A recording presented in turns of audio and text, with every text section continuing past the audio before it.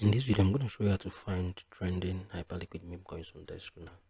Ensure you subscribe and turn on the notification to the channel for lots of educational guides and content like this. Now, not first, for you to be able to find the trending memecoins on HyperLiquid, you're going to click on this trending tab with fire streak, right? So you can see, I think the last token that was launched here was launched 14 hours ago, right? So there is not much activity here on HyperLiquid, right? So you're gonna click the trending tab with the first streak, right? You're gonna select the duration or the hour you want to be displayed, right? So this is basically how you can find trending HyperLiquid meme coins on this. If you find this video helpful, please share your thoughts below in the comment section.